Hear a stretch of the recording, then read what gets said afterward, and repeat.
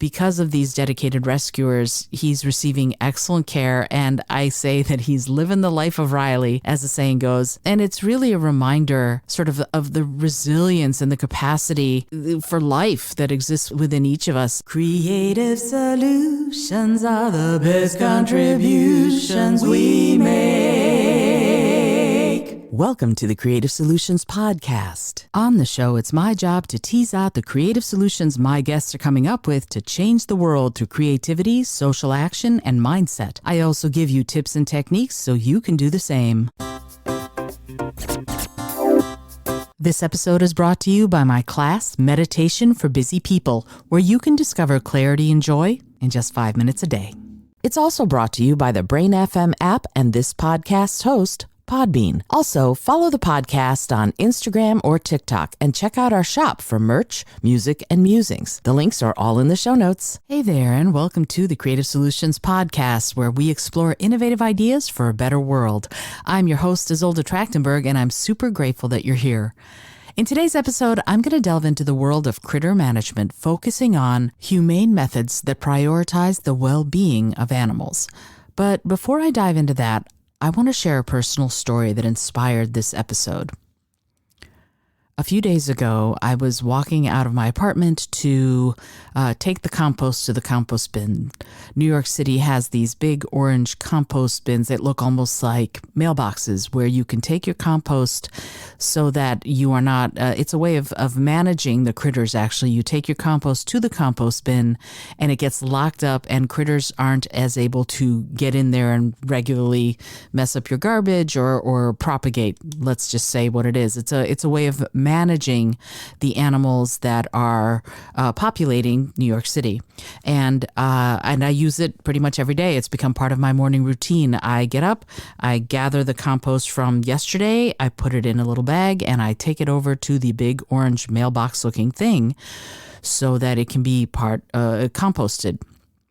Anyway, so as I was walking out, I noticed that there was this oblong black plastic tray on the ground, and as I walked up to it, I noticed that there was a little baby rat crawling out from underneath it, and I went, oh, he's been hiding. That's cool. And then I looked closer and I realized that the little baby rat, only a few weeks old, I imagine, has hair, eyes were open, but very small still.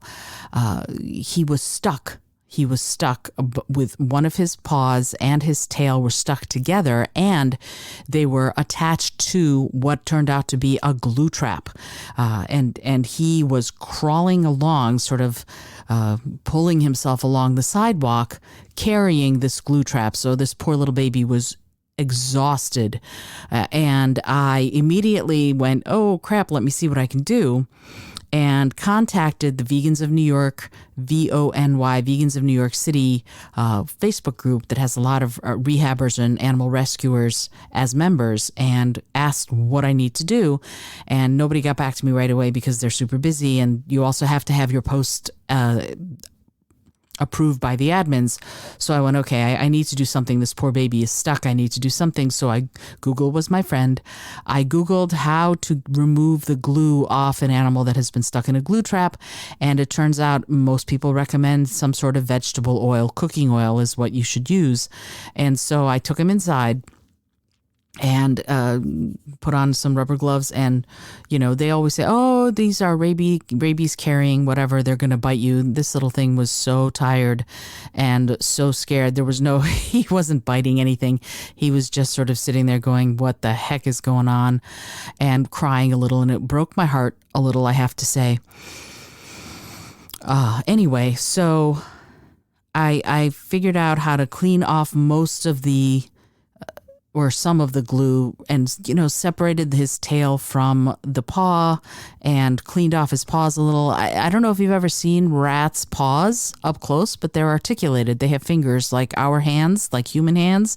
They have very similar looking fingers and elongated ones, but they look almost human. And, we share a lot of DNA with rats, so we're not all that different. Anyway, so I cleaned him off, and then I started contacting potential rescuers. and sort of working my way through all the various phone numbers. And there are people, the ASPCA sometimes will take in critters.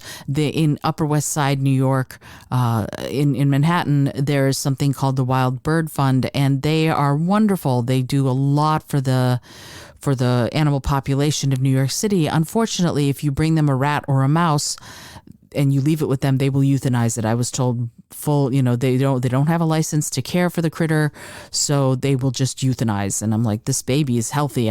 There's no way that this is a necessary thing. So my husband and I actually woke him up and we drove, put the little baby in a cardboard box with a little towel, not a towel, a cloth. Never put a towel, actually, I found out, because their little claws would get caught in the little rings of the terry cloth.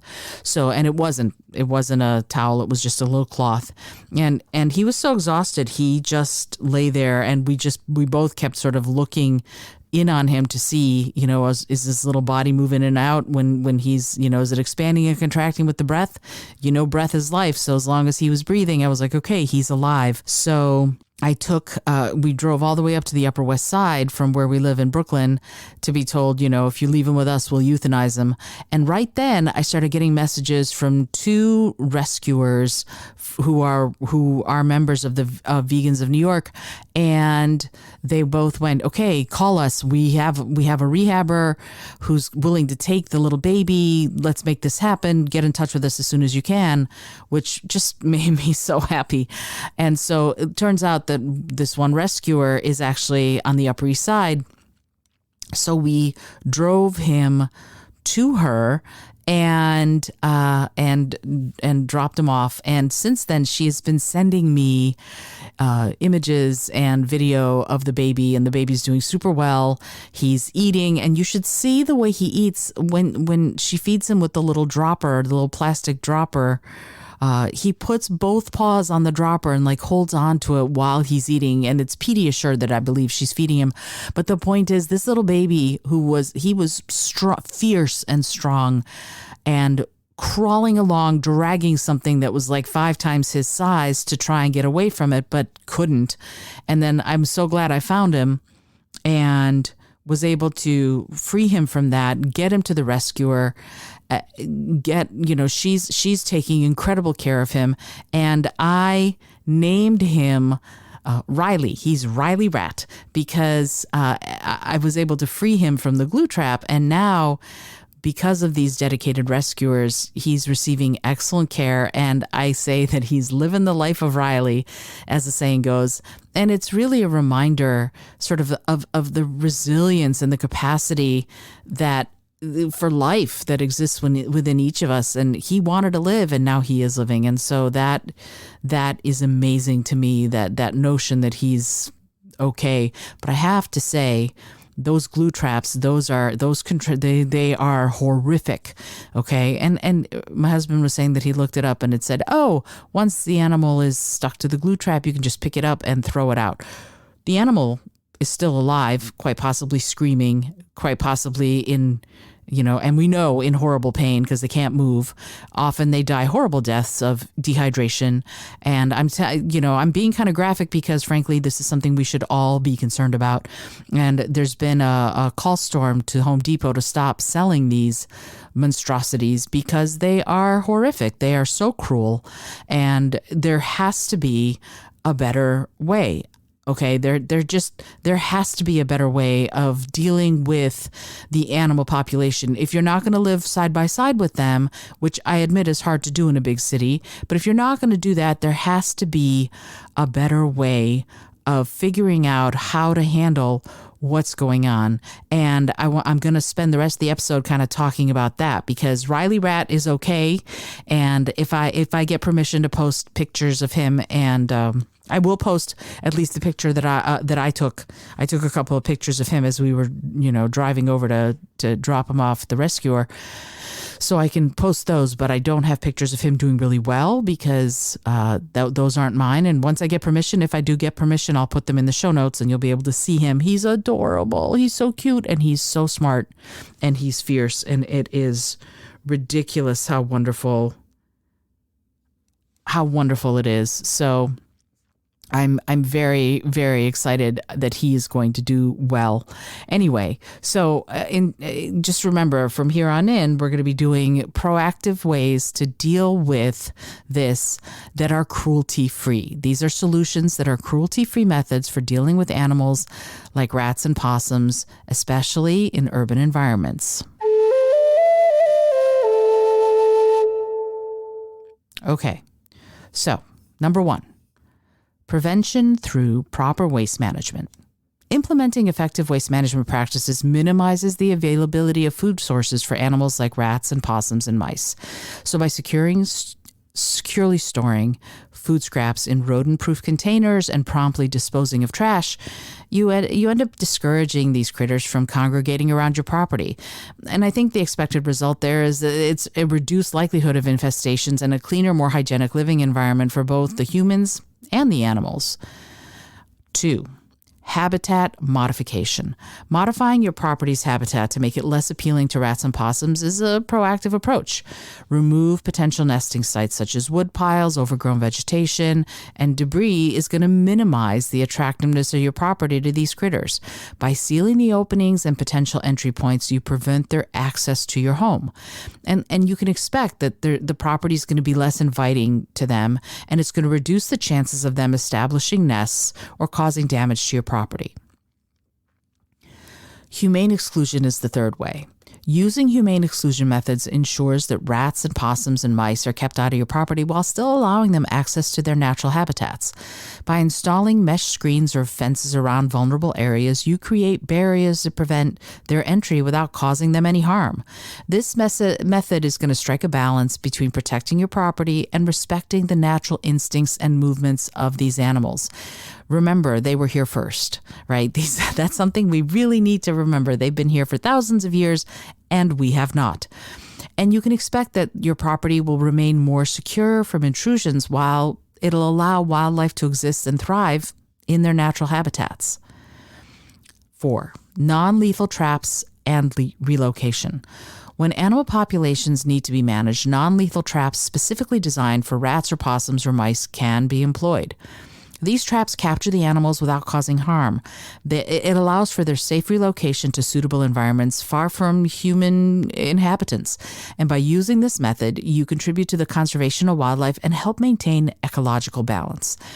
And that means that there will be a successful removal of problem individuals from your property without resorting to any sort of lethal means.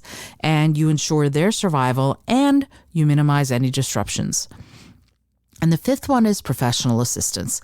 Seeking professional help from wildlife control experts or animal rescue organizations can be a beneficial option, especially if you're not sure or if you're uncomfortable handling these situations yourself.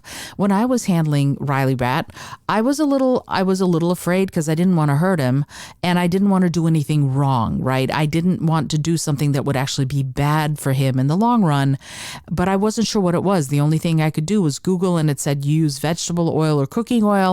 And I used that. I put him in a box with some fabric, and then I took him to a rescuer who knows what she's doing and is so amazing at healing and caring for so many animals. So rescuers like that can provide guidance on the best approaches, and they ensure that the welfare of the animals sort of you resolve the conflicts there with minimal harm, and that's what you want, right? You want a comprehensive and compassionate resolution to your wildlife concerns, and with expert guidance and assistance throughout the process, you're more likely to get it. So I have to say this. This would be week 9 of the Veganism and the Environment series, right? But I decided, because of what happened, because of finding Riley the rat, and somebody said I actually created a work. I do those digital art pieces, and I created a digital art background to one of his images that the rescuer sent me, and I have not gotten her permission to say her name or to use any of this, so I can't say her name and I can't give you the images. But I created a beautiful thing, a background for him. And what's interesting is that it looks like folded electric tartan. So somebody said, that looks kind of like tartan, the background. So I think his name is actually Riley McTavish. So there you go. The rat is Riley the Rat McTavish. Anyway, the reason I'm saying this is because I want you to know that next week, the same thing is going to be back.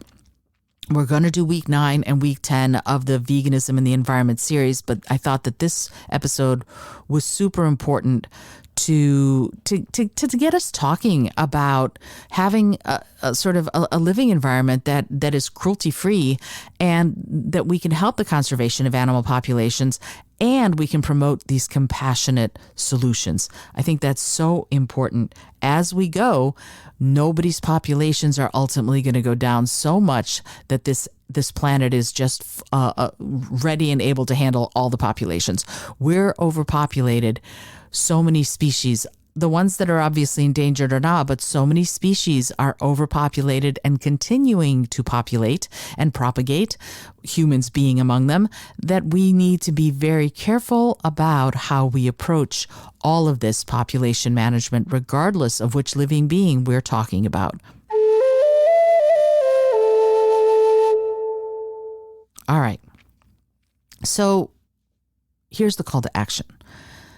I encourage you to look for ways to coexist with the animals in your local ecosystem. Recognize that they were here first. We can also employ sort of humane ways to discourage them from accessing our garbage or homes.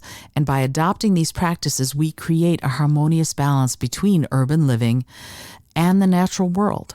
And that to me is so, so important because, again, our population isn't slowing down. It really isn't. That means there's only going to be more of us, and we're going to keep crowding the animals out because we're the biggest kid on the block as far as brain size. So because we're crowding out all the other creatures and we're decimating their habitat, we have a responsibility to do something about that. So please bear that in mind as you are living your life and dealing with your own garbage. We all have to deal with our own garbage. Okay, before we wrap up, I wanted to remind you that today is the last day to register for the Meditation for Busy People class and receive the free Mindful Self-Care Handbook to support your mindfulness journey. So bear in mind that, right? It's not that it's the last day to register for the class. You can register for the class next week or next month or next year because it's not going anywhere. And to receive the Mindfulness Self-Care Handbook for free, today's the last day. If you go after today, then after July 14th, 2023, the handbook becomes an ebook and it's no longer going to be part of the class. So there's that. And also, I want to remind you that today we are doing another drawing of a free registration for the class. And here we go. I'm going to go get a random number from Google. And Chris, you have won the class.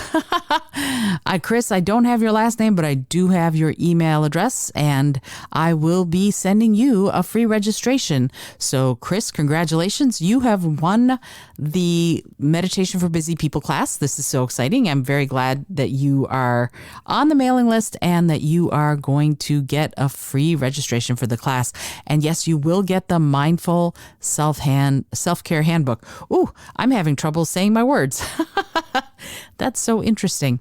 Alrighty. This episode has been brought to you, and I didn't even talk about this. This episode has been brought to you by Podbean, which is what hosts this podcast.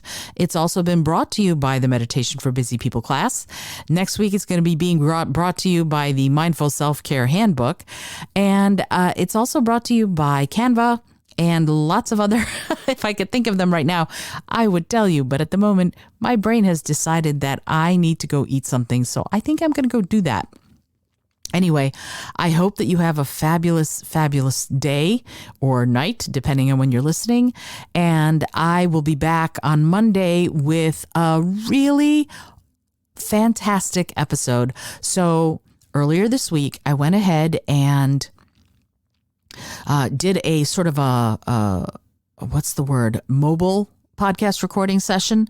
I went to a fabulous vegan place called the Jungle Cafe in Greenpoint in Brooklyn, and they are approaching being a restaurant in this beautiful. It's full of ahimsa. It's full of this notion of compassion and care and nutrition in your food. And I interviewed the operator behind Jungle Cafe and went there, and we did a taste testing and all sorts of, it was just a beautiful thing. Having that remote the ability to do remote broadcasts like that. I'm going to be doing more of them. And in fact, there's a local New York artist who went, come to my studio and we'll do that. And then I'm going to start doing remote broadcasts from galleries and other places. And if you know of someone who I should be talking to for this show, who's trying to come up with innovative and creative solutions to the world's biggest problems, let me know, because I want to be talking to these people and telling you their stories. So yeah, the remote recording is happening. And right now, because the Jungle Cafe folks are so cool, they're doing a really cool special. If you go to the Jungle Cafe now, between now and the end of July 2023, and you mention this podcast, the Creative Solutions Podcast, and the number 131, which is their street address, you will get 15% off your meal. 15, not 50, 15. I keep saying the words a little bit slurred, and I'm completely sober, doggone it. Anyway, you'll get 15% off your meal and an iced coffee. How cool is that? So between now and July 31st, by the end of July, it's over. But between now and then, if you're visiting New York City, first of all, you should go to the Jungle Cafe anyway, because it's fabulous. And the food is delicious and the vibe is so cool and wonderful. And they have amazing art on the walls. And also, if you live here, check them out. I really encourage you to, because it's awesome. Anyway, so really, I'm willing to bet you if you went there today and were like, hey, and by today, I mean before the end of July 2023, if you went there and you went, Creative Solutions Podcast 131, they'd probably do the 15%, just so you know, and it's cool. So I send big shout out to Sebastian for joining me on the show, who is the operator, and Isaul, who is the manager of the place and is doing such an amazing job creating incredible food, welcoming the community. Sebastian told me, by the way, this is so cool. Sebastian told me that there are some people who come to the cafe every day. Every single day they are there because they have a buffet every day, and the buffet changes every single day. So how cool is that? It's from a different region of the world. Like Thursdays are Eastern European days and Tuesdays are Indian day. My favorite thing, and I said this on the show that you'll hear on Monday, their mushroom and potato tacos are outstanding. They're so good. It's kind of a take on Polish food, but it's amazing. I shouldn't say but, and it's amazing. I get it every time I come now. Although the pancakes that I had and the tofu scramble avocado toast that I had and the beautiful fruit plate that I had as part of the taste test, well, I'm not going to tell you exactly what I said, but let's just say I'm going to be back soon for breakfast. Alrighty, this is Izolda Trakhtenberg for the Creative Solutions Podcast, reminding you, as always, to listen to the show, tell your friends about it. Let me know if there's something you would like to hear about from me. You can leave a message on SpeakPipe, which is the link of which is actually in the show notes. And until next time, I remind you, as always, to be bold, be creative, and most of all, be kind.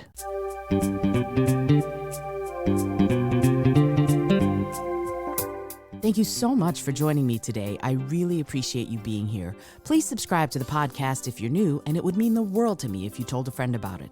Today's episode was produced by Izolda Trakhtenberg and is copyright 2023. As always, please remember this is for educational and entertainment purposes only.